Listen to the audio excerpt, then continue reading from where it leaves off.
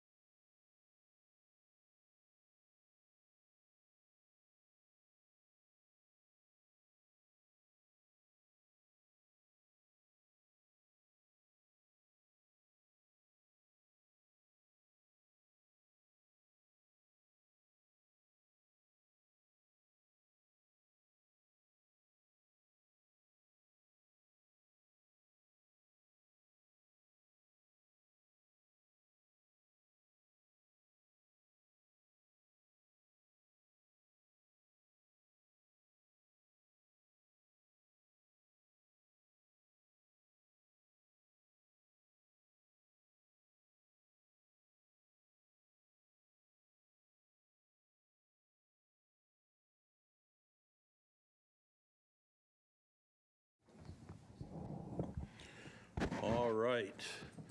Welcome everyone to the August 27th meeting of the Roseville Joint Union High School District Board. Please rise and join me in the Pledge of Allegiance. I pledge allegiance to the flag of the United States of America and to the republic for which it stands, one nation, under God, indivisible, with liberty and justice for all. Thank you. Just prior to this meeting, the board met in closed session. On item 2.1, upon motion of board member Kochar, seconded by board member Hall, the board voted 4-0 with one member absent to approve a notice of rejection of claim. On item number 2.2, upon motion of board member Coleman, seconded by board member Hall, the board voted 4-0 with one member absent to approve the readmission of an expelled student in case number 1-24/25. On item 2.3, upon motion of board member Kochar, seconded by board member Hall, the board voted 4-0 with one absent to release a classified employee from their probationary position. Next up is our announcement of meeting protocols. Thank you all for being here today. The board encourages participation during the meeting. However, we do request civility and the use of courteous language. We don't condone the use of profanity, vulgar language, gestures, or any other inappropriate behavior, including personal attacks or threats directed towards any meeting participant and/or district employee. We will have, if we have 9 members or less who would like to speak on an item, you'll be given 3 minutes to speak. If we have 10 or more, you'll be given 1.5 minutes to speak. There's 2 opportunities to speak. If you'd like to speak on an item that's on the agenda, then we'll call you up at the time of that agenda item. If you want to speak to us on an item that is not on the agenda, we'll ask you to come up during the open forum section, which is item 4.5 on our agenda. If you have a complaint about a specific employee or employees of the district, those complaints should be made to that employee's immediate supervisor or the school site principal, as outlined in our board policies and administrative regulations. If you want to speak, we do have some comment cards that are available at the back of the room, or you can just get my attention when I ask if there's public comment. As always, this meeting is being audio and video recorded, streamed, and will be archived. Before we get into our regular agenda, we have 2 new student board members joining us tonight. Welcome. We are going to have them each introduced by their principals, and Ross, since you're closest, you get to go first. Make sure you push the green button, or the button to turn on the green light. There we go. Good evening. I would like to introduce our Roseville Pathways Board Representative, Austin Rich. As a side note, Austin so wanted to be on the actual board that I thought I should mention that he actually had a calculus class from every Tuesday, Thursday from 6:30 to 8:30. So we decided to swap that out with Poli Sci 1 just to make sure that he can come and attend the board meetings with everybody. Austin Rich has been a student at Roseville Pathways for 3 years. And for 2 of those years, he has served on the ASB as a member of the student government. Austin says he continues to return to Pathways because of the excellent quality of the courses and the amazing teachers.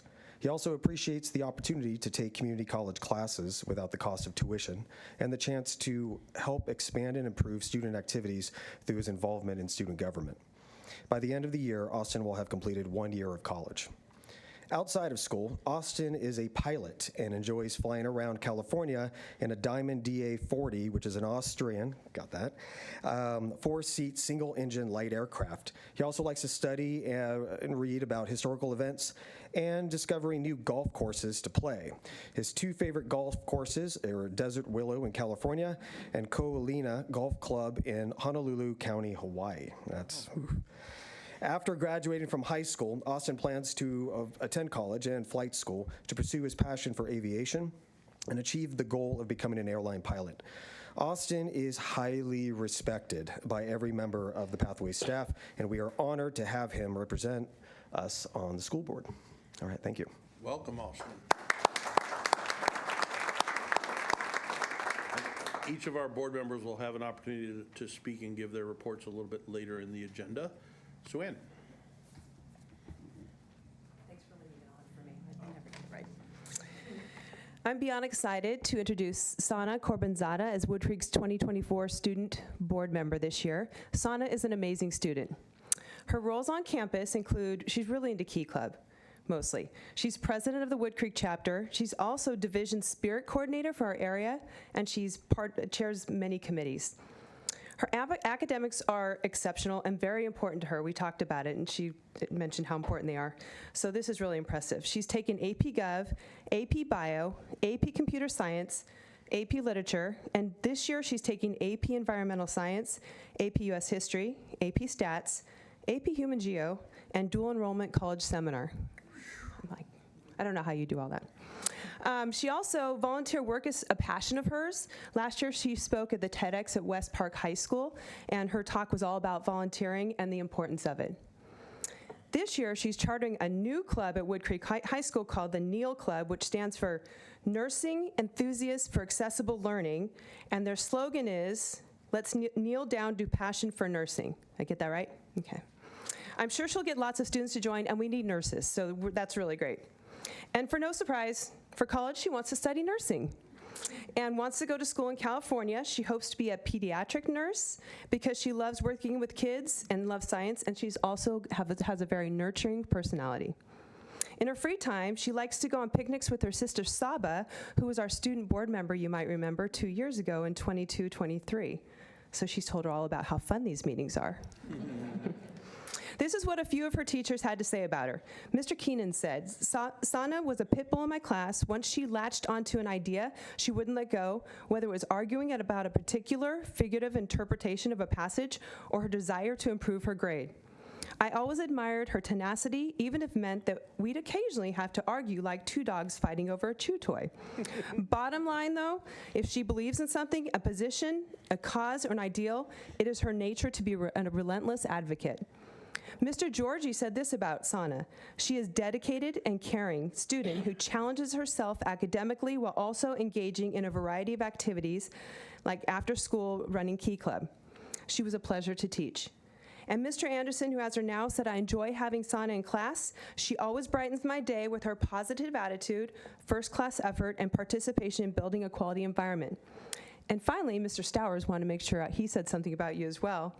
I had Sana in my AP US history class last spring. To put it simply, Sana is an exceptionally hard worker, humble, and a very respectful young lady. Her drive for perfection and mastery in everything she does is truly remarkable. I was consistently impressed by her dedication, whether it was coming to school early or staying after class to ensure she fully understood the material. She has a drive that not many young people her age possess. That is so true. So we are very excited to have Sana as our Wood Creek Board representative. Welcome, Sana. I'm always impressed how our student board members make us feel like such underachievers personally. But we are very, very happy to have you here with us today. Our first item is a recognition presentation on anti-vaping Canvas course, and Dr. D, you're going to lead us in this? Yeah, let me get my students out here. There are some open chairs up front in different spots if you guys want to grab seats. Come on up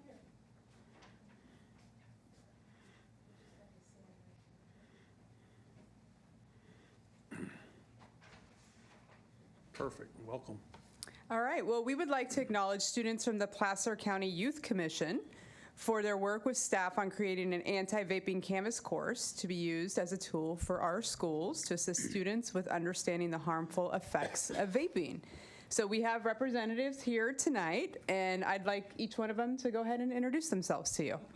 Hi, my name is Aratana, and I'm currently a junior, and I'm a commissioner with the Substance Abuse Prevention Committee on the Placer County Youth Commission.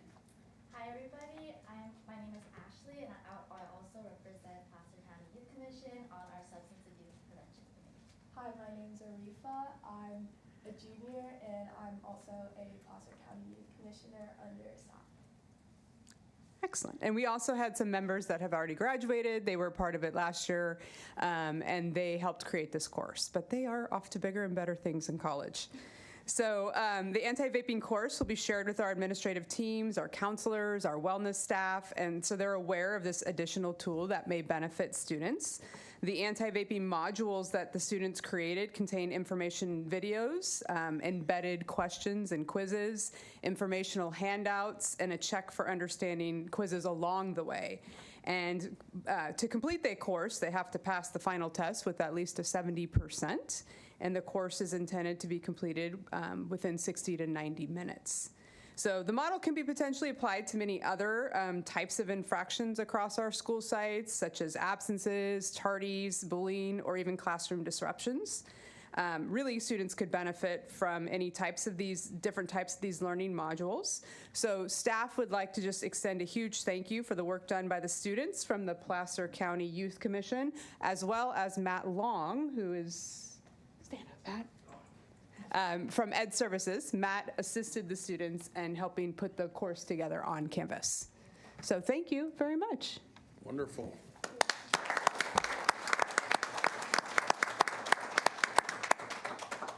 Thank you all very much. We appreciate your work, and it's wonderful to be able to share it with the public. We are now going to work into our reports and communications.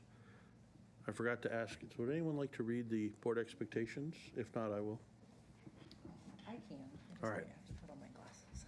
We can blow that type up No, for I you. can read them from the wall without glasses, yes. All right, our board expectations, prepare all students for life, college, and career, high-quality academic opportunities for all students, support student academic success. Next, engage in partnership with families and the community. The school is a welcoming, safe environment that serves as the center of student learning, activities, athletics, and performing arts, and to promote a sense of community in our schools and the surrounding areas. And finally, utilize effective governance and business practices. Remain open, transparent, and accountable to the community, and serve as an employer of choice with the highest quality teachers and staff. Thank you very much. Well, now we're going to move into our board reports. We're going to start with Tiffany.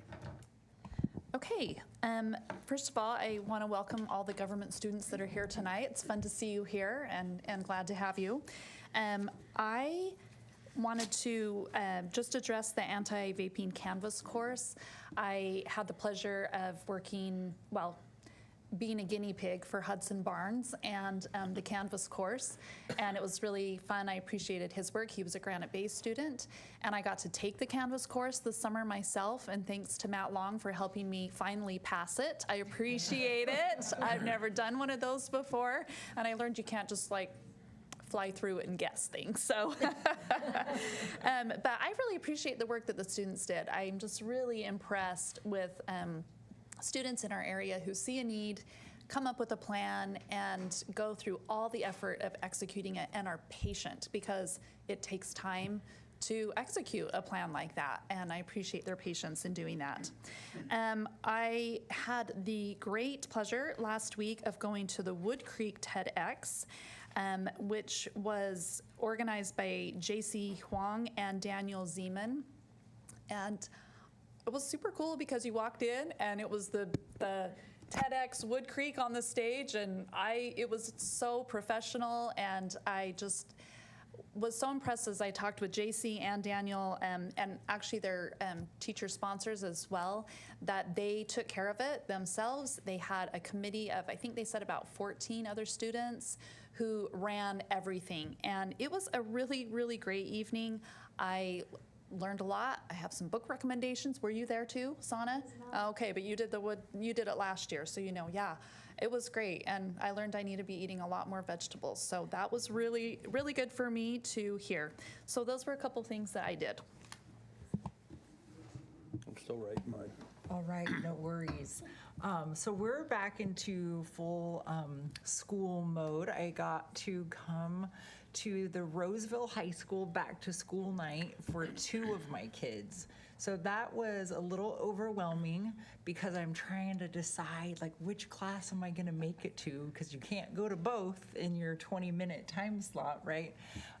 So I didn't get to everyone, but I tell you what, anytime I go to any campus and hear what the kids are doing and what the year is going to be like. I just always wish that I could stay every day and go to every single class, because it's just so engaging and inspiring, and the things that they're learning and working on makes me want to be a student every single time. So my freshman and my senior get to go to school together, and that's awesome. Then I have my site visit scheduled out. Thank you for helping me with that. So I'll be at West Park High School coming up pretty soon, and then Wood Creek High, and then I think we're Oakmont after that. I have a rotation. So I'm excited to just get back into the swing of visiting each campus and seeing all the exciting things that are happening everywhere. And I would love to, if it's not too late, Mr. Long, I want to take the Canvas course. I didn't know that we could do that. So you got it. Okay. We'll get you off that big pen. Yeah. So yesterday, I got to visit the Wood Creek campus, which back to school night was my first time actually being on campus to go around to the classrooms, and that was great to find my way around. And then being able to walk through math classes was great. I mean, I know teachers have put in so much work with this building thinking classrooms, and I'm amazed that week 4, they are already so used to looking at their random groups, heading straight out to the boards and getting to work. So that's exciting to see them working together and learning. And then, you know, we have other challenges at home when the kids are struggling. So I'm working on that with my daughter, but it's great to see kids working and talking, and that's a lot of fun. Also, we got to go through our ceramics class at Wood Creek, and the wood shop class is so impressive. I mean, I think it's kind of weird as a girl. I got so excited when I saw all the saws and the laser woodcutter, and then the charging station for all the power tools, because mine's never charged. And I'm like, oh, that's what I need. I need the charging station. So that's really fun. So Wood Creek's got a lot of wonderful things going on. That was fantastic.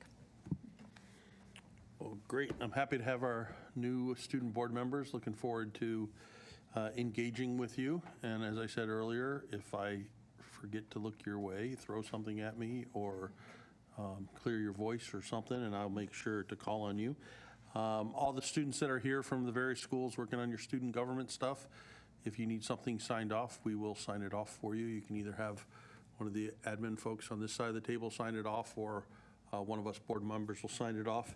If you need a proof of life photo, we'll do that for you too, like we did with the young ladies over here. We do have one special student in the room. Jeremiah, stand up. I love to embarrass people. So Jeremiah is Board Member Hall's son. So glad to have you here as a observer, and we'll make sure that now you can talk to her about all these board issues at dinner, and you can really engage her in those conversations. So thank you for being here. So over the last couple weeks, I represented the school board at the Roseville State of the City address. That was about a week and a half ago. It seems like forever ago, but since the last meeting. Had an opportunity to sit down with one of our feeder school district superintendents, Brad Tooker from the Dry Creek School District. Had a great conversation. Over the last few years, we've been talking about a lot of the things that we can do to get our districts working more closely together, so I took a few of those messages to that meeting. Had a great conversation with Ballotpedia. I don't know how many of you know what Ballotpedia is, but it's like the Wikipedia of elections across the U.S. It's a nonpartisan group that kind of serves as the official record keeping of what's going on in elections. So you can look up past election results, and they don't take positions. They're nonpartisan, but it's a great information site. They are starting to do a lot of work around the work of school boards and the people who are serving on school boards. So they had what they call a school board trustee listening tour, and they were looking for school board members across the country to talk to about the challenges of school boards and what they can do to kind of help. So that was a very interesting discussion. We had the county board, it's called the County Committee on School District Reorganization committee meeting last night, and that's the organization that approves district boundaries and trustee area maps. And Dry Creek School District just had their maps. They're going to be doing the transition that we've been going through and going to by trustee areas. Then, many of you know the Santucci Golf Tournament is a golf tournament that happens annually, and that's coming up soon. I know Joe is involved in the planning. I am asking on behalf of the committee if anybody has any donations for their raffle or for their silent auction table or any of those things. They could definitely use your support as they raise money. 100% of all the money they raise goes to scholarships and assisting our students in our school district. So if that is something that you can or would like to do, you can reach out to Joe at the district office or Hallie Romero or me, and we'll make sure that those donations are there so that we can continue to help our schools, our students as they get ready to go off to college. Personally, it's new school year at Jessup University where I teach. That started yesterday, so we're going through all the stuff that all you guys did a couple of weeks ago. It's been exciting for me because my youngest daughter, who graduated from Oakmont, started at Jessup yesterday, and her first class this morning, I was her professor, so that was fun. I got to call her out, just like I did Jeremiah in her class. So I have my daughter in one class and my son in another class, so it's going to be an exciting school year. So with that, I'm going to pass it off to our newest board members, our student board members, to share their experiences, and over the next few months, we look forward to hearing from you on everything great going on at your campuses. You can fight over who goes first. I'll go first. Okay, so Wood Creek High School has been up to a lot even though the school year is just starting up. So we have been promoting the student store and selling Wood Creek merchandise, and this is already promoting like campus culture and just spirit all around, and it's a really good start to the year. Additionally, our Lean Crew Club is hosting a football tailgate in which all of the freshman class is invited to enjoy free pizza and games, and all attendees will have free admission into the game. So that's really cool, getting the new class involved into our school and feeling like they belong. Additionally, we are finalizing club charters this week and hosting our club rush next week, September 4th. I've always loved how Wood Creek hosts their club rush. It's always something I look forward to. And yeah, we have an upcoming musical theater cabaret. I hope I pronounced that correct.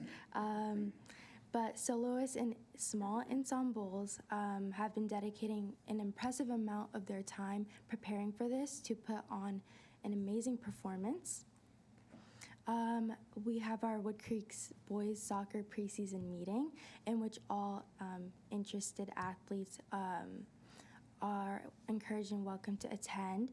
And last but definitely not least, our award-winning publication, our yearbook, is currently on sale at the best price of the year. And yeah, so like I said, we've just had a really good start to the beginning of our school year. Thank you, Sana. Austin. So far at Pathways this year, the leadership program has begun working on our first set of Spirit Mondays, which is kind of our Spirit Week activities for the September month, as well as the activities that go along with those days. We are scheduled to send several of our student government students to the CATA Leadership Conference in Woodland this fall. And so far, we've assigned students in student government to be representatives for PBIS, School Site Council, as well as LCAP. And our school has seen significant growth in enrollment over the past 3 years, but it's particularly seen a great noticeable improvement this particular school year at the start. Finally, we had Williams Act auditors visit our school today, and that was a successful audit, and that will be all. Thank you, Austin. Thank you. All right, and now on to our superintendent. All right, again, welcome to Sana and Austin. We're glad you are here.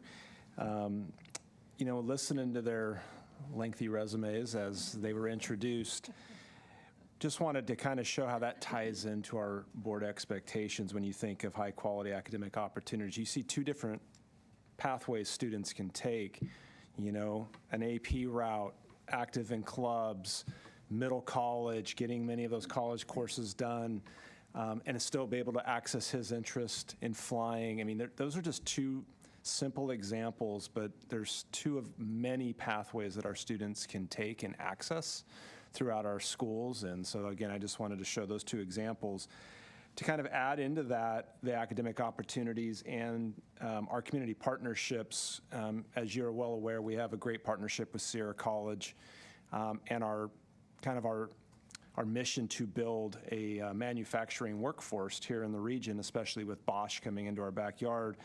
And I just wanted to update the board on October 8th. There's going to be the California Economic Summit down in Sacramento, but they are bringing about 50 business leaders up to Sierra College for a panel visit. I'll be on that panel with representatives from the manufacturing industry, Sierra College, on October 8th, just to, again, showcase this regional partnership.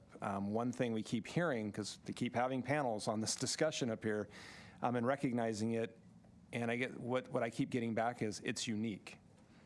For example, there's legislation going through right now, two different bills, a Senate bill and an Assembly bill, because junior colleges don't want to cooperate with their local high school districts. And we're sitting here with this luxury of a relationship with Sierra College. And then we're also able to create, opportunities for students to fill gaps in the job market that are coming to this region. And it's nice, and it recognizes the board's expectations and the great relationship we have with Sierra College and what they're able to offer, not only in the college and career side, but obviously in the middle college side, the dual enrollment side, which Austin has taken full advantage of, and that's why it's there. And just to kind of add to that with our career technical education pathways, we have over 22 unique pathways. We have replicated pathways at sites, but we have 22 unique career technical education pathways, which is tremendous, and the Ed Services team has done an amazing job with that. And then on top of that, we're over 30 different locations where we send interns and growing. Again, the CTE team is Terry Griffin. I mean, they're out there shaking it down and getting more students out there. So even to see kids out there, to see that academic to career side and that partnership with the business sector of Roseville is really amazing, and something that I'm really proud of and ties into our expectations. And lastly, I got to meet with staff at Antelope last week. I'm kind of making my rounds, and I was talking with staff. And again, the enthusiasm around building thinking classrooms and implementing strategies was the #1 topic. And you could see them in all the rooms. And they were really excited about that. And they actually were like, can we bring more trainers back to take it to the next level on the true thinking side? So that was really good over there. Got to meet with a lot of their math department, and to see the enthusiasm and the excitement for what they're doing was really cool. So that's what I have. All right, we'll work our way right down the row there, too. All right. Hey, welcome to Sana and Austin. Looking forward to hearing youth voices, and particularly your voice. So welcome this evening, and to all of our subsequent board meetings. Just want to give a huge shout out to Amy Black, our Executive Director in Curriculum and Instruction. Amy led our principals in a very thoughtful and provocative meeting last Thursday around analyzing and seeing our system as it relates to the current assessments in our system and how we progress monitor our student achievement. So thank you to our principals and Amy Black for leaning into that critical body of work. Also, last Thursday and Friday, I joined all of our California high school instructional leaders of just our high school districts in Southern California, just to talk about what's coming down the pike from legislation with regard to graduation requirements, as well as other items at the legislation level. So it'll be good for us in RJUHSD as well as in Ed Services, particularly to share some of those topics with you in future board dates. And then just want to, I think that was it for now. Thank you. Great. Mel? I just have 2 dates that I wanted to mention. I have mentioned these, but they're coming up very soon and before the next board meeting. So tomorrow night is actually the Military Academy night, which is going to be hosted at the Roseville High School Theater from 6 to 8. And And so any students who are interested in the military or going to an actual academy, it's a great opportunity for them to meet some legislators that could help them and to understand the process. Parent Safety Forum is going to be September 9th, right before our next board meeting as well, from 6 to 7:30 at the Antelope High School library. So just wanted to put those 2 dates out. Thanks. And welcome, students. I was just going to add a little bit. Pete talked about the Santucci Golf Tournament, and it's exactly 1 month for today, September 27th, 2024. Just a little statistics about it. We raise, just with one golf tournament, about $25,000 to $30,000 each year. And like Pete said, 100% of those funds go to scholarships for students. So each year we're able to provide approximately 25 $1,000 scholarships to students. So it's a really great event, and it's a really great way to help out our students. So please let me know if you're interested in helping in any way. The raffle prizes, sponsorships, golfing. It's just a great event. So thanks. Brad. Just want to say welcome to Austin and Sana. No report from HR this month, so we'll catch you in a couple weeks. Thank you. Your last meeting's report was perfect, just by the way. Yeah. I don't believe our committees have met. I think we do have a board policy committee coming up sometime soon. I remember seeing it in my calendar. So we'll slide right to the Natalie report. No report tonight. What? Best report of the year. This meeting is going fast. Yeah. The Natalie report is so All right. fun. Our next item is public comment. I do not have any cards, but would anyone like to come up and share anything with us? All these wonderful students, anyone got anything to, any observations you'd like to share with us or anything? All right, gone. We're gonna get to our consent agenda. Item number 6, consent agenda. Is there anyone who would like to pull an item off the consent agenda for separate consideration? Seeing none, I'll ask for a motion on the consent agenda. Motion to approve the consent agenda. We have a motion. Do we have a second? I'll second. All right, we'll do a quick roll call vote. Tiffany? Yes. Me, yes. Yes. Yes. Austin? Yes. I almost said Saba, sorry, Sana. Yes. Okay, I'll probably do that quite a bit. I do that with my own kids. I mix them up all the time. So that passes with 1 member absent. So now, sorry, my computer, I'm using a different computer and it doesn't scroll right here. We are now moving into our public hearings. We have 2 public hearings. We're going to start with the first public hearing, and then we have action that will come up in a subsequent item. So the first one is public hearing for PE physical fitness testing waiver application. We're going to open the public hearing. Do we have any members of the public that would like to speak on this? Seeing none, I'm going to ask for a motion to close the public hearing. Motion to close the public hearing. Do we have a second? I'll second. All in favor signify by saying aye. Aye. All right, public hearing is closed. There's no action on that because we're going to take action in their section 8. We'll move on to item 7.2, public hearing for PE block schedule waiver application. We'll go ahead and open the public hearing. Do we have any members of the public that would like to speak on this item? Seeing none, I'll ask for a motion to close the public hearing. I'll make a motion to close the public hearing. Do we have a second? Second. All in favor of closing the public hearing signify by saying aye. Aye. All right.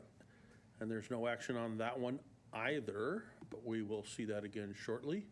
Our first action item is item number 8.1, public disclosure of fiscal year 24-25 CSEA settlement agreement and ratification of that agreement. Brad. It's actually Joe. Joe. But this is the same, very similar item to the last 2 AB 1200s we had, which is now our last group, CSEA, so which they just ratified to approve the 1% salary increase and the other changes to their collective bargaining agreement. So staff recommends that there's a public comment period and that the board approve and ratify this agreement. The board has taken a number of action and direction steps along the way, and this is sort of our last item, our last step in the process. Anybody like to speak on this item? Seeing none, do we have a motion on this item to ratify this 24-25 CSEA settlement agreement? I will make a motion to ratify the 2024-2025 agreement. I'll second. All right, we have a motion and a second. All in favor signify by saying aye. Aye. Any opposed? That passes unanimously. Now we're going to go to 8.2 and 8.3, which are the action items on the public hearing items we heard in section 7. The first is the action item for 8.2, the PE physical fitness testing waiver application. Do we have anything that needs to be said? We have quite a bit of information in our packet. Do we have any questions from our board members on this item? Oh, I do. ahead. I wonder if we can have a further discussion. I know that's something Marla had requested as well, that we consider what PE courses actually can count towards the graduation requirement for PE. I don't know where an appropriate time is, but I know I had a situation my son's junior year where he took 3 PE classes in one period between weightlifting for football and then athletic PE for baseball and then outdoor sports. And I'm like, well, what's happening here? How does this even happen? So I really feel like that's just something that we can consider so that we can maybe move kids on to more academic classes. so that's a slightly different topic, so just repeat that when we get to future agenda items. And Future we'll agenda. pop Okay, so that I can on. request to add that. Perfect. Thank you. Any further questions? Do we have a motion to approve the pursuit of the waiver application for physical fitness testing dates? I'll make a motion. We have a motion. Do we have a second? I will second that. And just for the public's benefit, since we have a 4x4 schedule, state law is set up as if everybody has a 6-class, 9-month school year, and we have our 4-class semesters, so our dates don't line up. So this action allows us to line up our PE schedules and the time kids are in PE to our block schedules. So it's kind of a formality that we do on a regular basis to make sure we're in sync with state law. All in favor signify by saying aye. Aye. Any opposed? None. That passes with 1 member absent. So now we're going on to the PE block schedule waiver, which is the second half of this. Do we have any questions on the block schedule waiver? Seeing none, do we have a motion on this item? I will make a motion to approve the waiver application. So we have a motion. Do we have a second? I'll second. Thank you. All in favor signify by saying aye. Aye. All right, that passes unanimously with 1 member absent. We're now going to go to our informational items. The first one is item 9.1, Fund 25 Capital Improvement Plan. Joe. Yes, so I've put it up here. There's just one item, so I'm not gonna like slide through. So sorry if the numbers are hard to see, but hopefully you can see on your screen there. So first off, this is our Fund 25 Capital Improvement Plan. So I want to kind of go over what is not included in this. This is these are funds that are not part of our deferred maintenance plan. That's Fund 14. And so we set aside funds that are meant to maintain our facilities. So, you know, the roof is going, the air conditioning needs to be fixed. Those projects are paid out of Fund 14. Fund 25 is meant to modernize and maintain, build new schools to support the students that are coming to our district. And so the majority of our funds, and I'll go over some of the main numbers here. I won't go over every number in detail, but some of the big dollars so you can get an idea of where the money's coming from and where it's going. So when you look at the revenue side, so the projections for this year, we're gonna have a beginning fund balance of $51 million on the top. And as you go down that line, you'll see additional revenue we're projecting, as well as the expenditures for that year. And at the very bottom, you'll see the projected ending fund balance. So on the revenue side, the majority of our revenue each year comes from developer fees. The reason for that is that the developer, when they sell homes, it's meant to provide funds to the district so that the schools can be, so we can build new schools, so we can build additional portables or classroom buildings, to house the additional students that are coming from those new houses.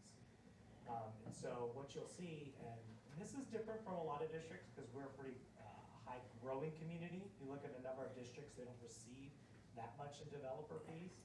And so they will rely a lot more on what's called state matching funds. You see a couple projects on the top. The majority of schools get state matching funds. I realize I didn't even have my thing on till now, but anyway. So I got that on. State matching fund is the state provides funds to school districts for modernization as well as new construction of schools. And it typically pays anywhere from 30 to 50% of the cost of projects. And so you see we have a project that was already built, Granite Bay High School pool.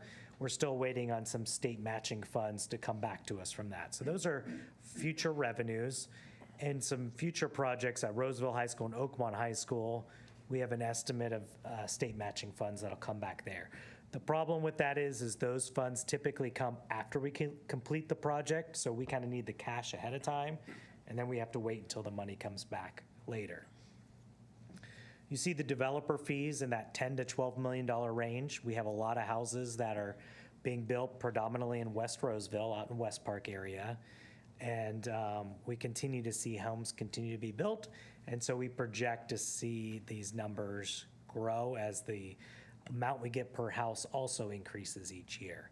And so we talk with the developers, get an idea of how things are going with the community to see if that number should go up or down. And so those are just estimates for the time being. Let's see, revenue, we have interest revenue. I won't go through those in detail, but I'll go over a couple items on the expenditure side. One being our COP payments. COP stands for Certificate of Participation. What that essentially is we borrowed some money a number of years ago to get West Park fully built with a swimming pool and some additional facilities. We were able to, similar to a mortgage, we're able to get a loan at really, really low interest. So it was like less than 2%. And so we made the decision to get some money early. We have to continue to make our mortgage payment. We know we'll have developer fees to help pay for that over time. But so those are expenditures we need to make sure we budget and plan for each year. One other item on the top I'll mention is tech infrastructure. You see we have a fairly healthy dollar amount each year. In order to maintain our technology, we have to continue to upgrade our access points, our switches, all the behind-the-scenes stuff to make our internet work. As we know, that's very important to what we do here, and if we don't keep those things up to date, then we run into issues. And so we know that each year we're going to have to continue to invest in our technology infrastructure.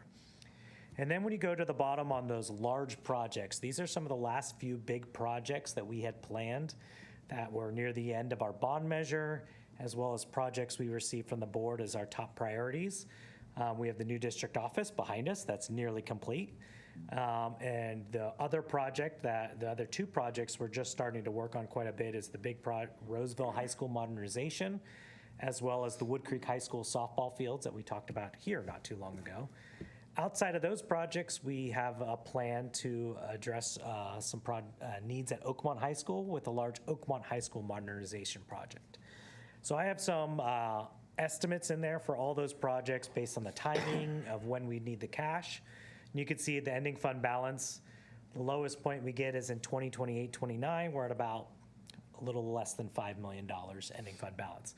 But then as you move forward 4 or 5 years, you see that balance growing back up to $45 million.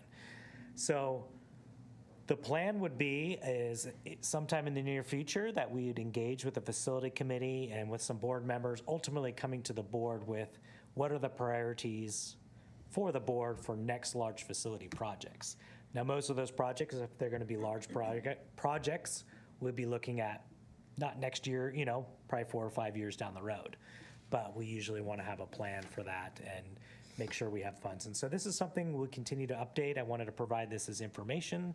It was a request from the board to get a better idea of kind of what the outlook is for the next 10 years.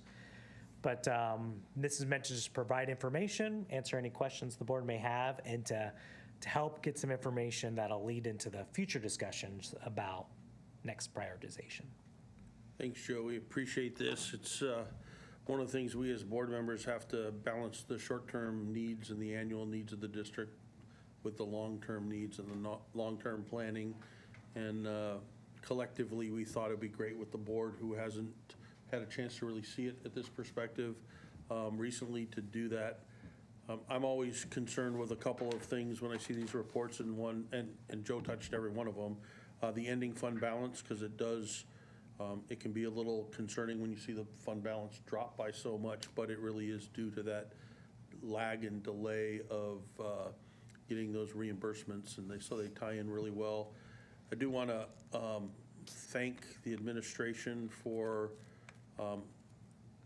listening to the board. You know, a few years ago, I think it was 3 years ago, maybe 2.5 years ago, the board really talked about addressing some of the infrastructure issues at Roseville High School and Oakmont High School, and there was a concerted effort to take a look at those. I know that some of the bigger plans, like with the building you're building, started before that, but it's nice to see the investment in the two schools that have been around the longest. So I know I appreciate that. I know the families that attend those two schools really appreciate that. So thank you. Any questions or comments from any of the board, including anytime you guys want to talk? Just let me know. Can I ask one Carrie? question? Yep. So the developer fees, are those only from home development of homes, or is that commercial as well?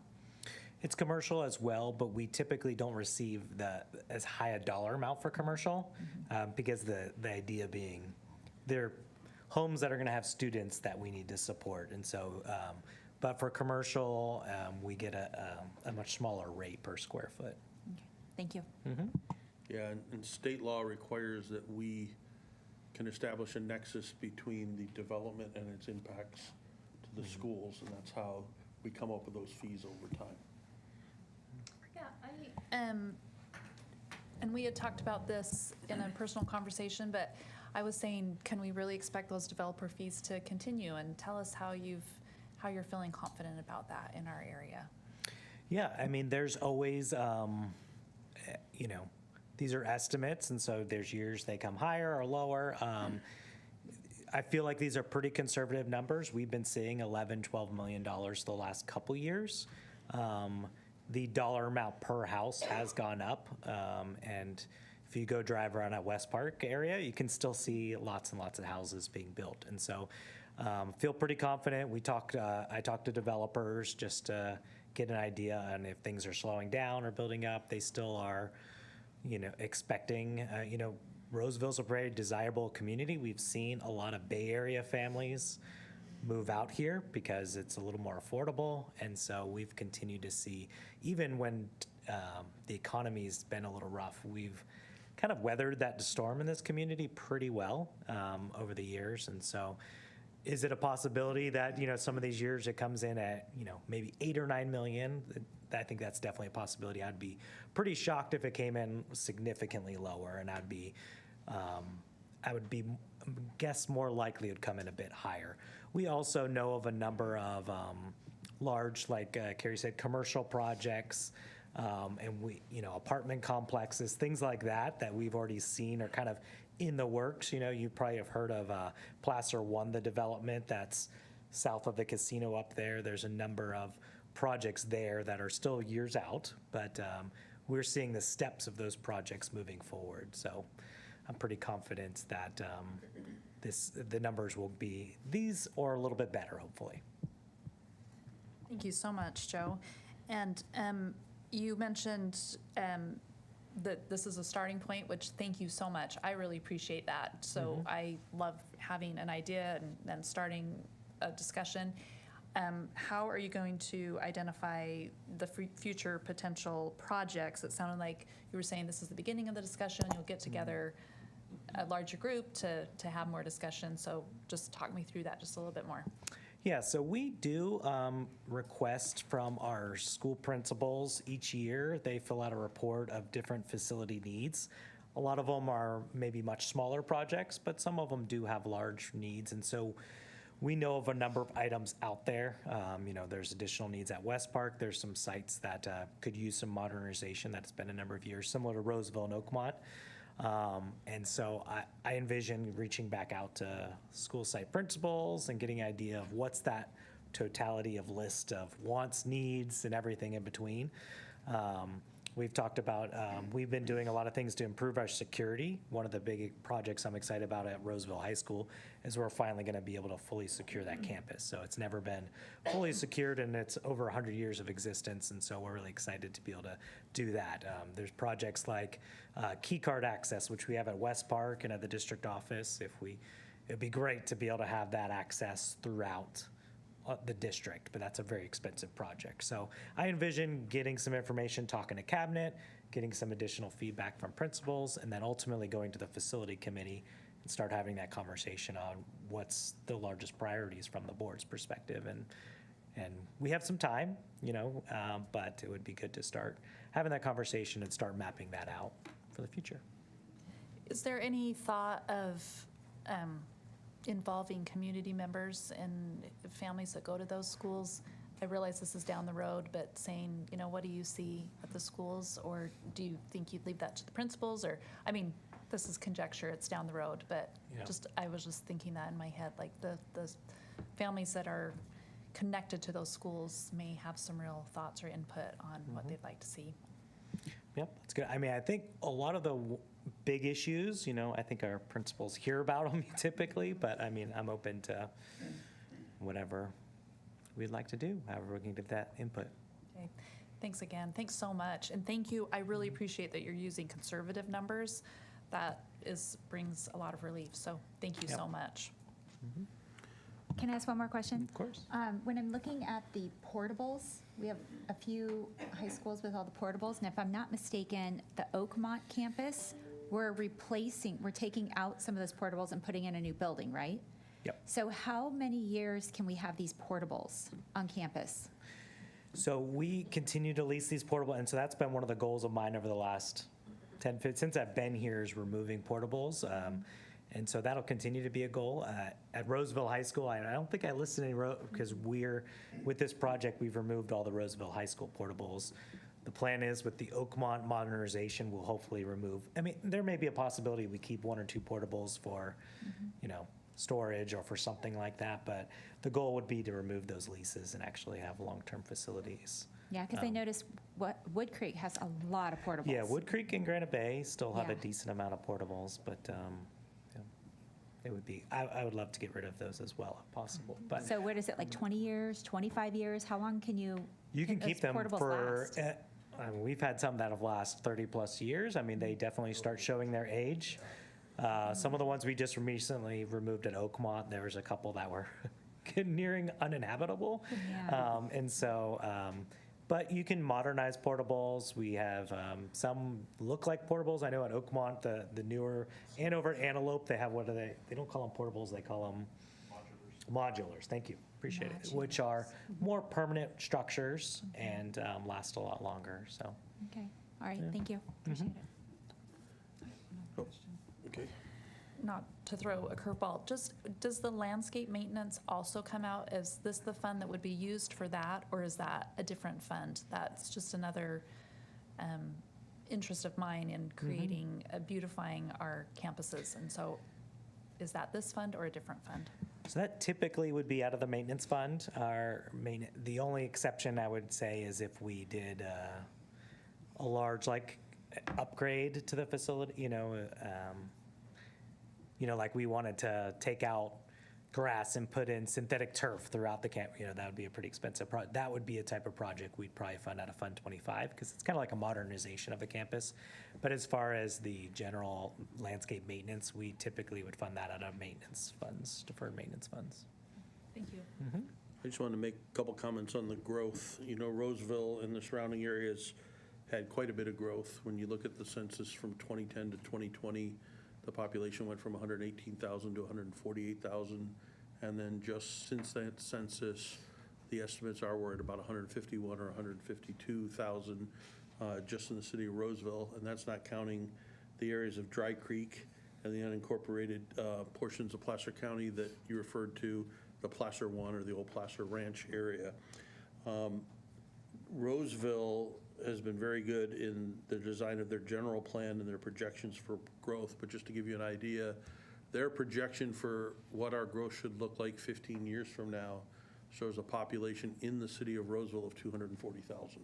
So It's a very large number, and that doesn't count Placer 1, which is going to be a pretty significant number of people. And anyone who's driven through the Dry Creek area can see that that rural area is starting to intensify and build. So I think we will see all of that growth in this money. The question is, will it be in this 10-year period, will it be an 8-year period, or will it be a 12-year period, depending on how the broader economy goes? But I think the growth will definitely be there. Can I ask just one other question around that then? When that growth is happening, do we already have boundaries for the schools out into that growth? We do. Okay. That doesn't mean that they'll stay that way. Because if you look at the boundary map, and for anyone who's interested, we have one in the hallway, you'll see the area where Placer 1 is all one attendance area. When that builds out, that will not be possible. So that will have to be looked at. But sometimes the development and the boundaries are out of sync, because like where I live, kids for a long time came all the way from the other side of town to come to Oakmont for school because of the way the boundaries weren't changed, because it was a temporary situation that ended up lasting 15 years. So that'll be up to the board as the board talks about boundaries and changing and looking at the demographers and all that stuff. And obviously then all of our trustee areas shift along with all this as well, because when you have all the development at one side of town, everything goes that way. So the districts over here, trustee areas over here become bigger, the ones over there become smaller, and it's kind of this every 10-year movement that you see. Heidi? Quick question for you. On the Roseville High School pool, and I feel like that you have answered this for me, and I forget. It's okay. What is the timeline? How long will the pool be down?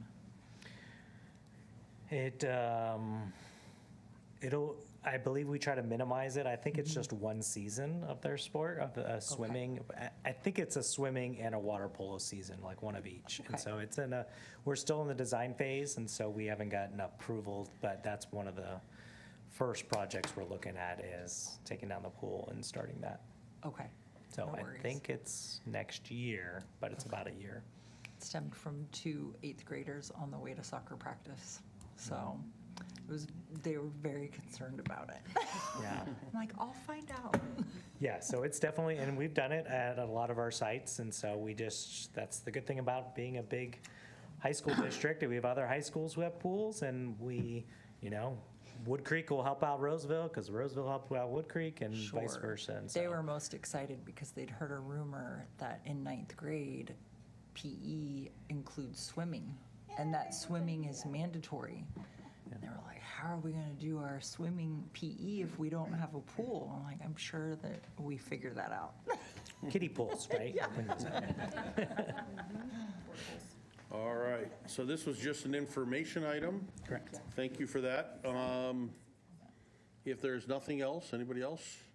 We're going to go ahead and move on to our next item, which is item 9.2, another informational item on enrollment and transfers information.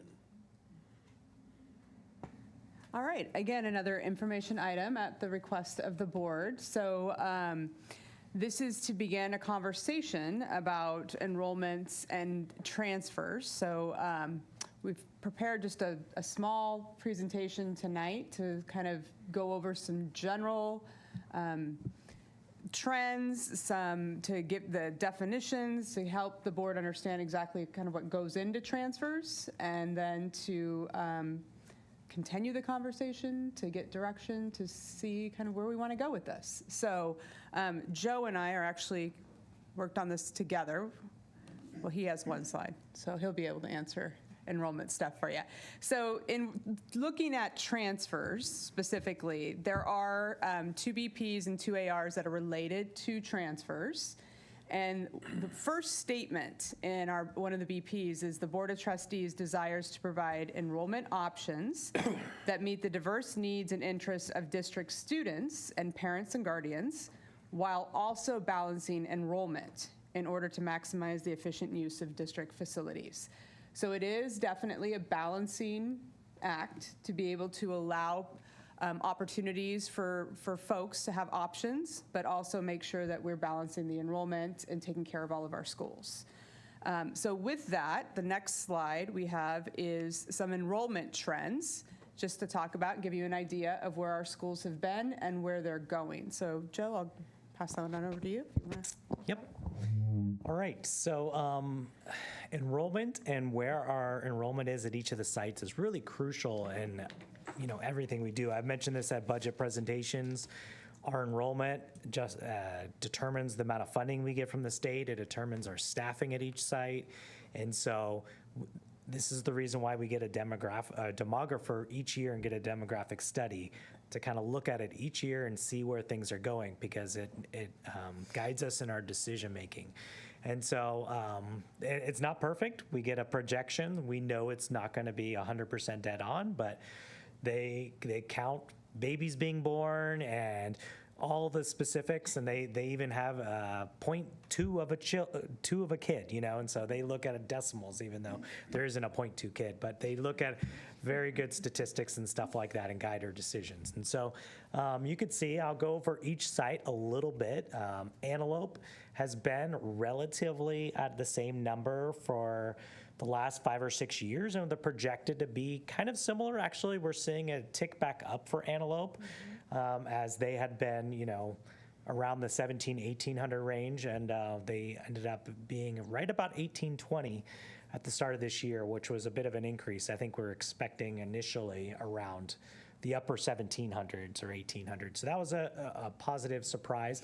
But then at the same time, if you look in the future and continue out what the projections are, they start getting a little higher into 1,900, which we end up into some capacity issues at Antelope, because Antelope is at a pretty full space, and Antelope is also a school that was designed for teachers to share classrooms. You'll see that as at Antelope and West Park, whereas a lot of our other prior sites were not designed for teachers to share classrooms. They didn't have robust PLC spaces that you see more at Antelope and West Park. So there's a little less flexibility at those sites when numbers come in much higher. So something we're keeping an eye on. Granite Bay is an interesting one, because ever since I've been here the last 10, 15 years, the demographer has always projected a pretty significant decline at Granite Bay, because it had aged out. There wasn't a whole lot of development. And so year after year, they were saying, okay, you're at 2,100 now, but over the next 5 years, we expect that to go to 1,900 or 1,800. And year after year, the numbers started to go down a little bit, but nowhere as far down as what was projected. A lot of that is, Granite Bay does bring in a lot of transfers, inter-district transfers. And at least from what I've gathered, it's a big move-up home or community where you see a lot of families buy their second home in Granite Bay, and they tend to have high school age students. And so some communities end up drawing younger families, high school student families, or retirement families, and so there's always a little bit of changes going on. And so this was actually a pretty big increase for the year at Granite Bay. We initially thought they were going to be closer to 2,000, and their number has come in a bit higher. But when you look out the next couple of years, they once again are projecting it to decline. So we'll see if that actually happens. Oakmont is one, and I'll mention this as we go into Oakmont and Roseville a little bit.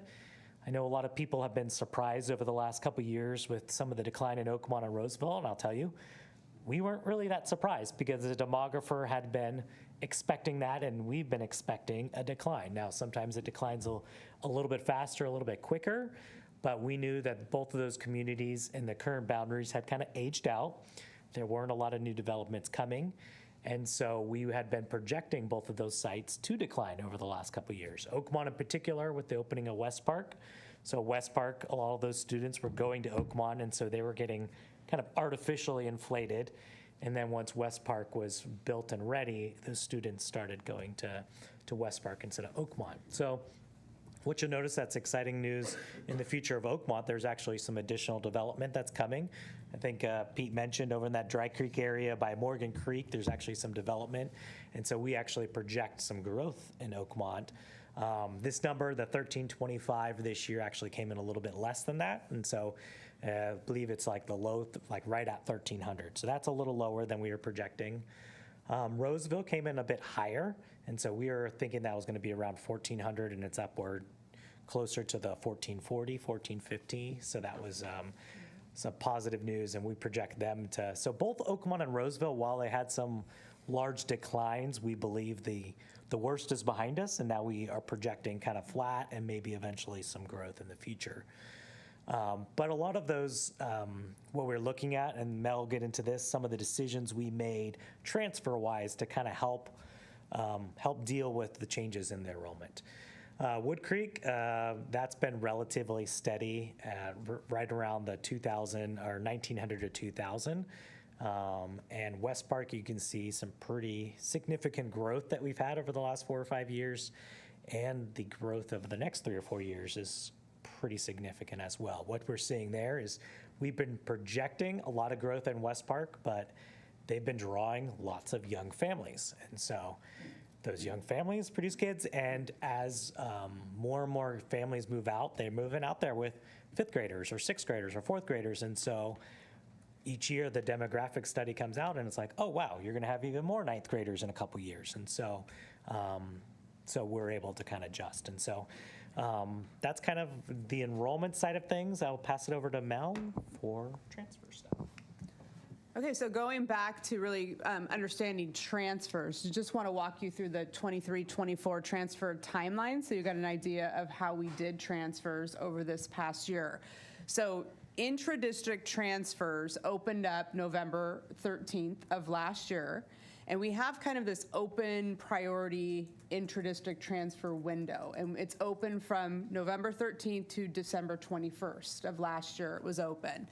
And when we opened that window, West Park was closed to all transfers. So based on the enrollment slide prior, you could probably imagine why we are not taking any type of transfers to West Park. So that wasn't even a choice for families to go to West Park. So during that time, we were able to start collecting intra-district transfers. And an intra is our students. So say you are an Antelope student and you'd like to transfer to Oakmont. So it's within our district from school to school. That is intra. So during that open priority window, 5 schools were available. And when we start processing these in January, we, at that point, we closed Wood Creek.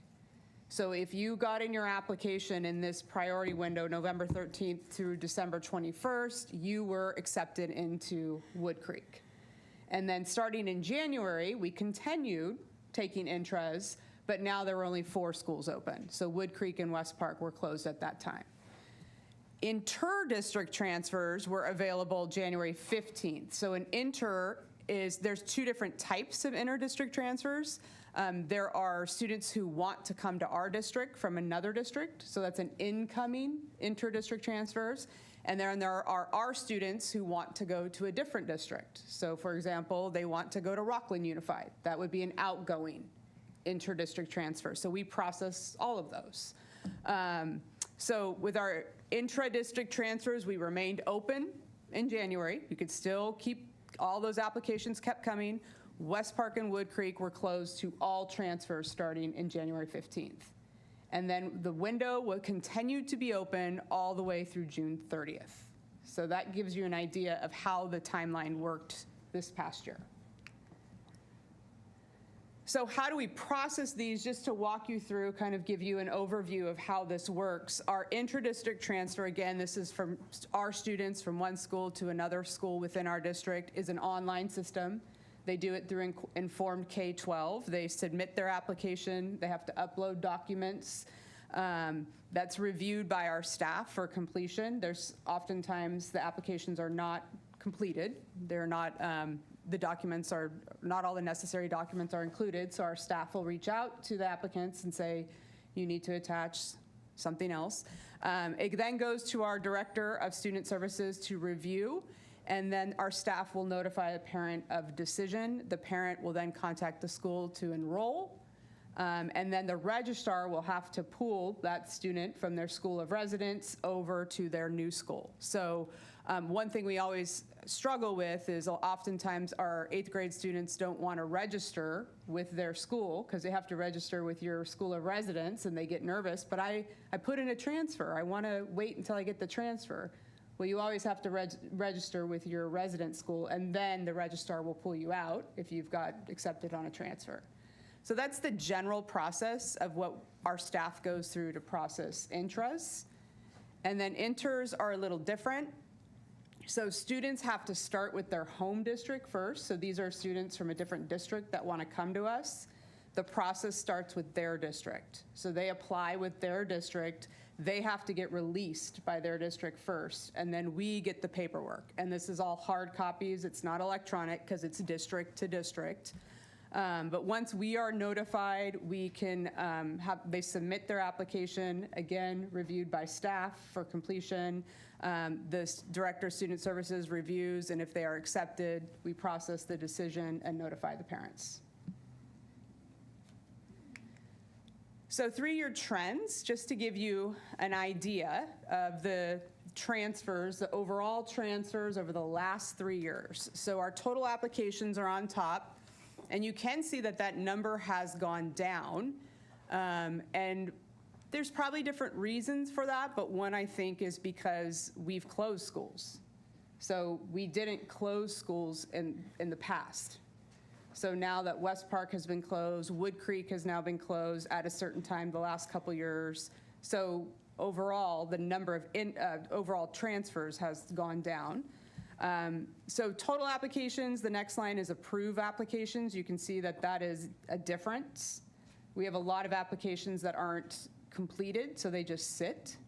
And so we can't process them, or they pool them. So it's a different number, quite a bit different. Intras that were approved this past year were 433 intras. So students going from one of our schools to another school. Approved inters incoming from students from other school districts, 371 this year. And you can see it's gone down a little bit over the last couple years. And then intras outgoing also went down. So 284 to 216 to 147. So overall, we've had a net gain of students, and this past year, 24-25, we have gained 224 students, about 2%. So our next possible steps is we want to continue to adjust the intra-district transfer closing date. We want to, what we're working towards is to shrink that window. A few years ago, it never closed. It was open all year long, and it never stopped. And it's just not good for schools to have a new student come in October, and then sometimes, you know, you have to also consider staffing. Do we have room? So in 23-24, we made the closing date August 31st. And then this past year, as I said towards the beginning of this presentation, we moved that date to June 30th. And the thought and the hope is you're helping the schools by not having so many transfer students processing and enrolling at the beginning of school. It's a lot on a school site. It's a lot on a registrar. It's a lot on a master schedule. This year, we want to continue to move that window back even more, and we're shooting for April 30th. And so our goal is kind of moving it a couple months each year until the community gets used to that we would like to ultimately have a window of 1 month, which is similar to what other districts do. There's a 1 month open window for intra-district transfers. And ideally, that's before staffing, so working with HR, working with so all the transfers are completed before staffing is even released, and then principals know, okay, this is the students that I can expect that will be coming to my school. And then we can create proper master schedules. We don't have to adjust staffing as much as we've had to in the past with so many more kids coming. We can expect them. So we want to continue to close that window for intras, but at the same time, we want to continue to work with our schools like Oakmont and Roseville to continue to maybe do the opposite for inters. Expand the window to make sure that if there are students from San Juan, Twin Rivers, Center that want to continue to come to our schools, especially the Oakmont, Roseville, that have room and they qualify, let them come on in. But then on the other hand, we need to also work with Antelope, who had too many transfers this year. And so we're looking at their freshman class of 134 of their freshman class are transfer students, inter-district transfers Coming in. And so when we looked at that enrollment slide, Antelope is growing, and we're going to have to monitor how many inters we let into Antelope.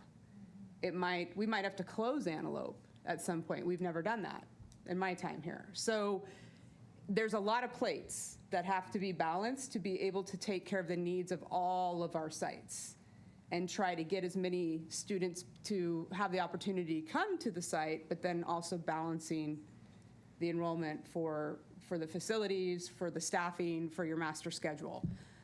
We're also looking to continue to have West Park remain closed, and then monitoring Wood Creek this year to see how many students we would be able to open up transfers to for next year's school year to be able to transfer into Wood Creek.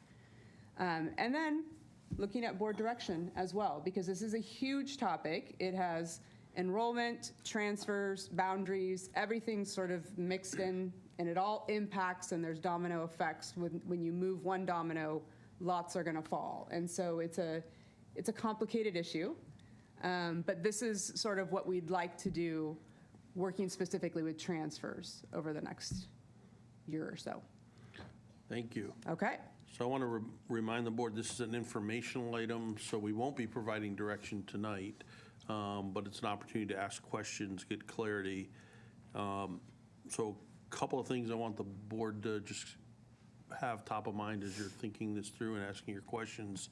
Is the board over the last 3 years has struggled with the question, are we going to adjust district boundaries?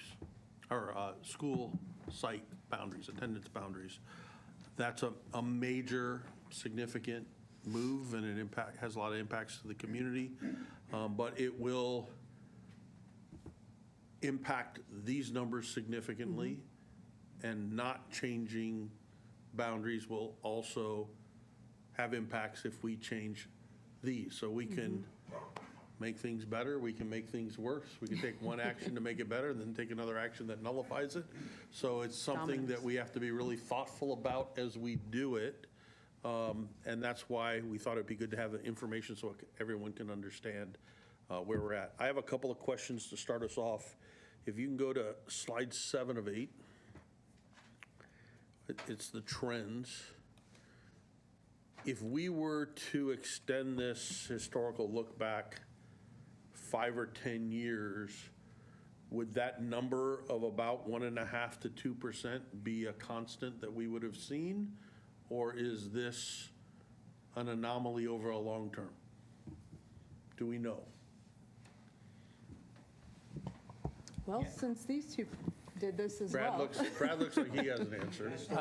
Yeah, I think the biggest difference was back when I was responsible for this, Wood Creek had no room, and so they were always closed. Right. And then because that community has aged out to an extent, it's created some openings, which now you're seeing families from the West Roseville area that have started to go over, which is an impact on Roseville. But I think overall, we've always gained more than we've lost through interdistricts. We've always had intra-district transfers, but the net gain, I think, with the interdistricts is probably about that 2%. I think that's been pretty consistent. So we're not out of the historical norms for our district? I don't think so. And if I remember right, I would process roughly anywhere from 1,200 to 1,400 requests per year. Okay. Yeah, I would say too that because I look at our total enrollment and the amount that comes from, that number, that 200 to 250, we have roughly around 1,000 students because you think that's just 1 year and we have them for 4 years typically. Right. So we've ranged from 800 to 1,200 students since I've been here in the last 15 years. So while it has gone up and down at different times, but I think relatively the same. And then if we were to look at slide 3 of 8, which is the different trend chart. This is the one by school site.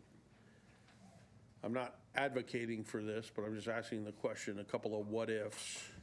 What if we had no transfers and every student went to their home school, do we know what these variances would look like?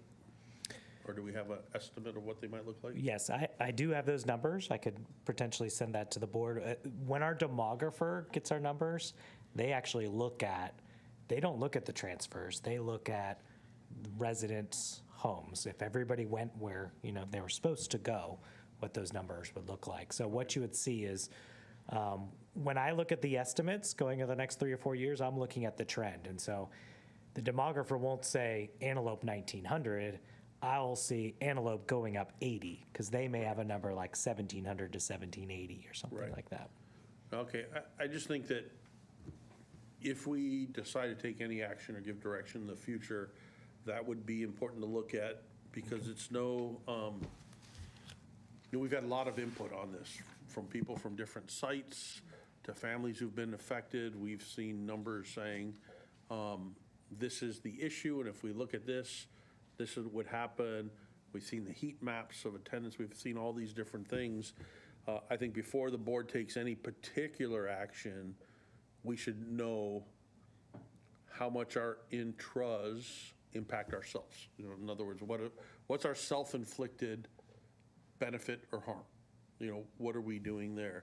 I think it would also be interesting to look at that from the inters, because we have the gross numbers, but where are those inters going? I know Granite Bay probably gets the most of them, but I think looking at that would be important. Antelope? Both Antelope and Oakmont. Okay. Yeah, Roseville, if you think about it, it's so far in the middle. There's not a whole lot of neighbors So the to draw. peripheries. The periphery, so Granite Bay draws, from Folsom, Rockland, Loomis.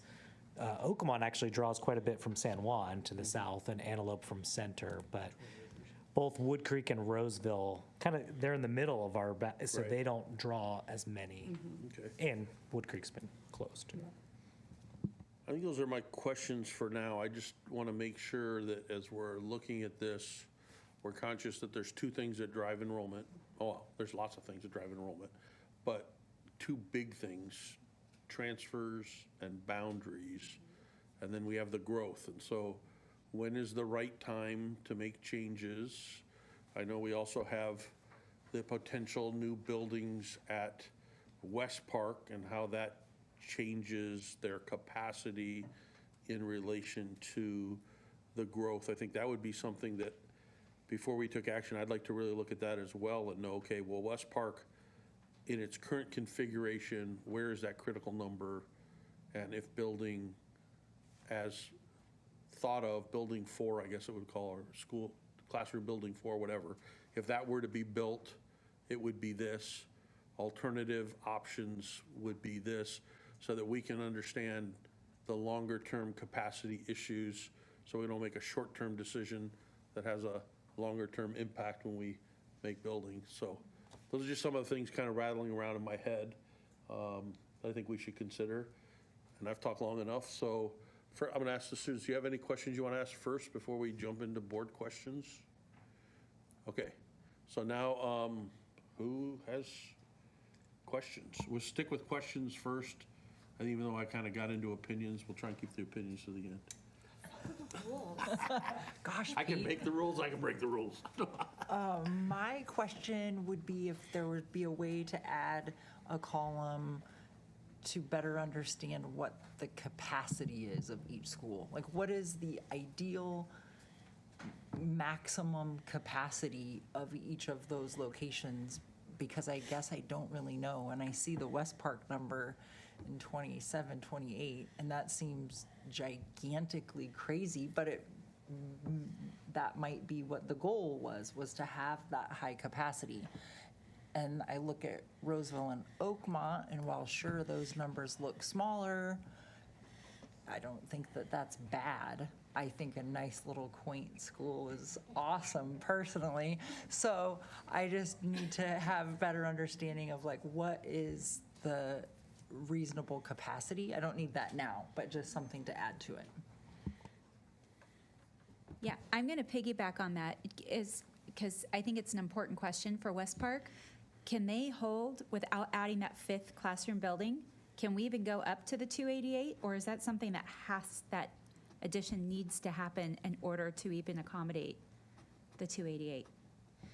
So that's getting close to what their capacity would, and there are a number of capacity constraints. You know, you talk about teachers sharing classrooms and to what degree, look at the gymnasium capacities and the ability to offer locker rooms and lockers for students. So there are a lot of things.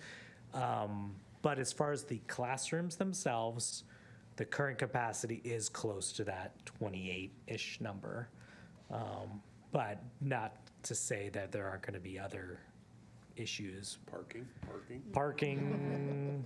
Which is already a huge problem at Granite Bay. Yeah, we'll just give 10 parking spots, that's all. No, Okay, then my next question, when I'm thinking about flexibility, because I understand shortening that window, but is it possible to identify, because I'm sure like at each site, you would have so many spots available for 9th grade, so many spots available at 10th grade, 11th, at 12th. And I'm sure we have to hold some spots in case people move at the last minute, because that happens, and you've got to make sure you can accommodate. But in terms of transparency, you know, if you do tighten that window, that you can have a list that if people have extenuating circumstances, they're like, hey, I really need to make a change, and you can at least be able to say, well, I can fit a 9th grader, or I can fit an 11th grader at this site and this site. So at least we can give families choices. Yeah, we do that currently. Transfers are closed, but if there are certain situations, we'll work principal to principal.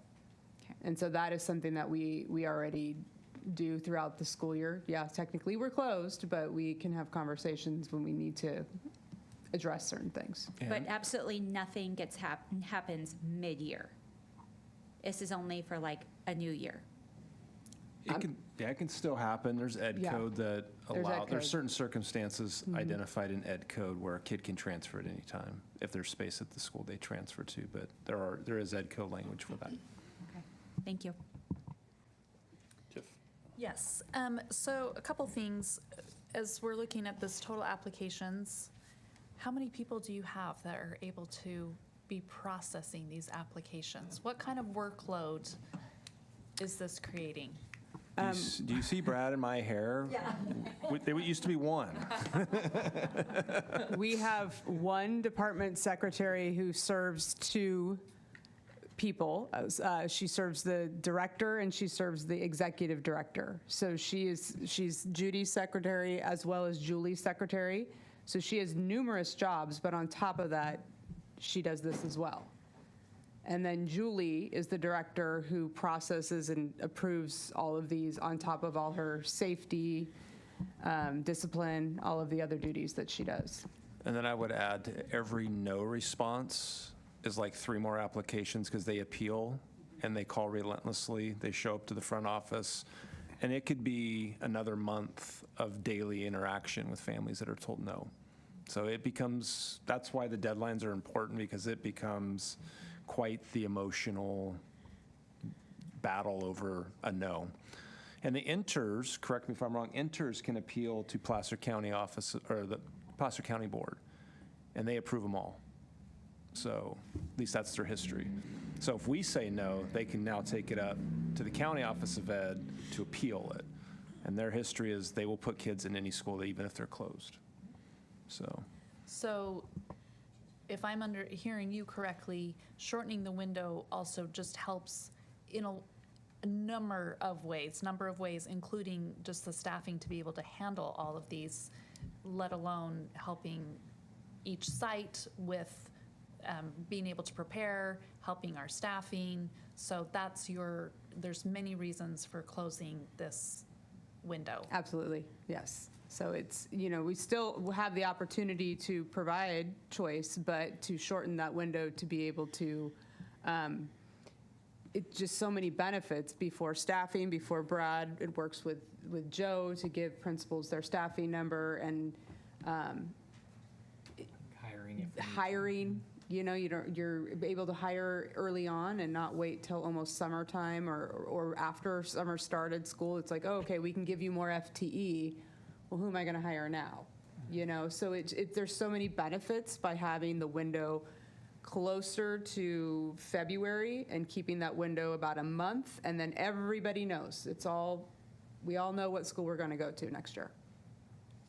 We prevent Joe from going gray. Yeah, the next person from going gray. So Save Joe. is there, I've never transferred my kids, so I had no idea what the transfer windows are. Is there any reason to not just go ahead and move it back more drastically at the beginning, or is that really going to throw a lot of people? If it would be that helpful, why not just do it next year? We're trying to work slowly to be able to make sure that the community keeps up with us. I mean, it's on our website. We've been able to advertise it, that there's always people who are not necessarily in the know. And then it's communicating with our feeder districts as well, because this does impact our feeder districts. These are 8th graders who want to maybe go to a different school in 9th grade. They have to be aware of this too. So there's a lot of communication that needs to be involved, and I want to just be able to do it over a certain amount of time so people get used to it. Okay, the window's shortened a little bit more. The window is shortened a little bit more, so that the community at large understands what we're doing. And it's not just this sudden punch in the face that, oh, you missed it, you know, and we're used to a November through June window, and all of a sudden you guys changed it to February, and we had no idea. So I think we're just really trying to work and be respectful of the community and make sure people understand. And yes, we're shortening it a little bit every year, but kind of getting people to understand that that's where we're headed. And a lot of people get their information by asking another parent, so how did you What do it? When happened? did you do it? Yeah. Oh, okay, I'm going to do it then. So they're doing the unofficial information, so if there's a drastic change, that. Are these transfers, are these applications, if someone transfers, do they have to do a new application every year? No, so that's. No. Okay, all right. Well, I really appreciate what you've done here, myself, and I know this isn't, we don't have to approve anything, but I just am in favor of what you've proposed there. And I have a whole bunch of other questions, and I had talked to Mel earlier today as well. There's a lot for us to get into here, and I think we should talk about a potential board workshop to really talk about these trends, talk about all of these intricate little parts of it, all the moving pieces. I think that would be really beneficial to get this really specific information for us to move forward. So I would be in favor of that.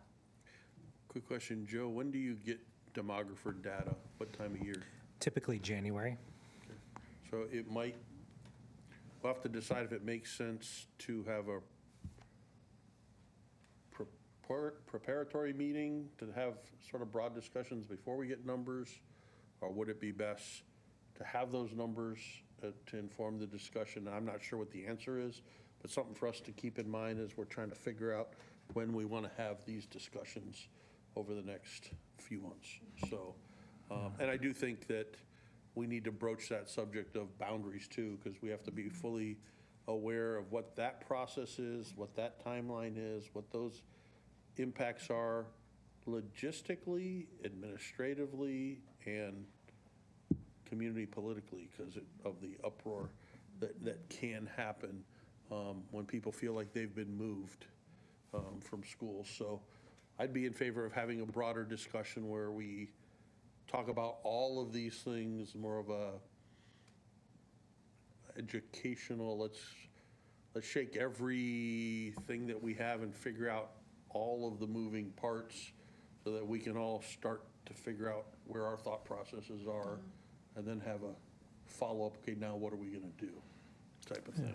How far out does that have to happen? Because I'm thinking, like, when people, developers create a new neighborhood, they're selling what high school their kids are going to, they're selling like what high school their kids are going to go to. So people kind of buy based on that. So I'm thinking you really kind of have to project this out quite a few years. I would say, based on our experience with the people who bought in the center school district, nobody listens to them anyway.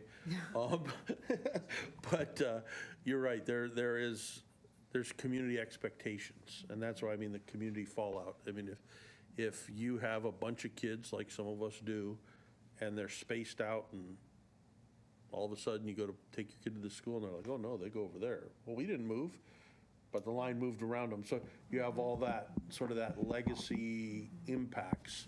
Not everyone's crazy and has 5 kids in 5 years like me.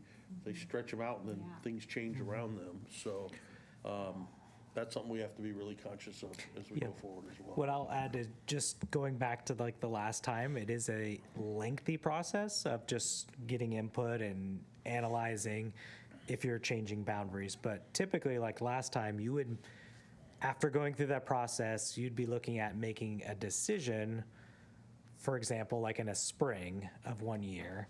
That decision would then be impacted not the coming year, but the following year, so that you would make the decision in the spring, that coming winter, November, December, whatever timeline, then people know, and they know whether to fill out a transfer or not, all of that, and then the following year. So even when you make a change, you kind of, historically, it's.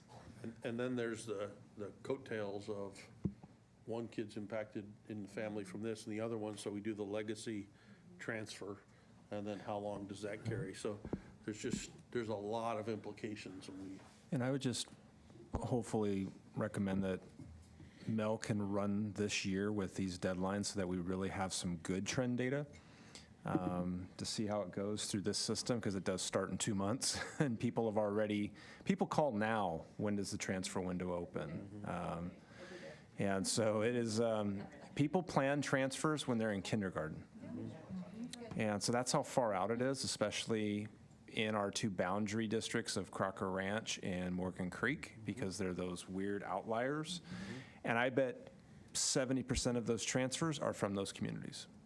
So again, you change boundaries, 70% of your transfers are going to come from those impacted communities, because our layout geographically there is no line. We've done it 100 times, and you don't solve a problem. That's why it's been this way since 2006, because it's really hard to solve. But I would just request, because Mel and her team have really put a lot of work in, that let's see some trend data from this year, especially with the date change, because I think this will subside a little bit.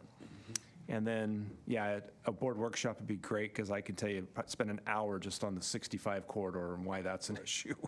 So yeah, there's a lot of variables involved and a lot of enrollment and transfers that, that captures a lot of different storylines, so. And then I'll just add, as a board, we have to really step back and look at, from a policy perspective, how do we create the policies that allow them to administer it and make sure that they have the administrative flexibility to carry out our board direction, and that we're really cautious, as I like to remind ourselves all the time, of where that line is, and that we're not administering the district through policy. And so that's all a very careful weave that we're going to do as we go forward. Fortunately, we have a board administration relationship that works really well on these issues, but we have to come up with things that outlive us and outlive the relationships that we have, because we've seen what happens in other districts, and we don't ever want that kind of crazy drama in our district. So just more things for us to think about as we go along. Any more questions that we need to take up today? Obviously, we can all individually get information on this. I would just ask you guys, if one of us asks a question, to send the information to all of us, because we're all going to be having this discussion, so that we can all be equally unprepared or equally prepared as we can be. Anybody else? Do you feel like you have what you need from us for right now? Yeah, no problem. No, I think we have a good plan, and our plan, as I presented, was to just move this year to April 30th. I think that will help a lot, but then we're also working individually with sites with their enters. So working specifically with Oakmont, Roseville, and Antelope. All right, student board members, anything to add? Okay. I didn't ask for public comment, but I don't have any cards. Everyone good? All right. Our next item is staff comments. Anybody have anything that they're dying to say that they haven't said yet? All right, then our last item is looking at our Horizon report and our pending agenda items. We obviously just sort of added one. We just don't know when we're going to add that, but we'll want to kind of get the information and think through the timing on that. And anything not on here that should have been? Can we please add the PE discussion? Oh, yes. Yeah, about, See, that's how short my memory is.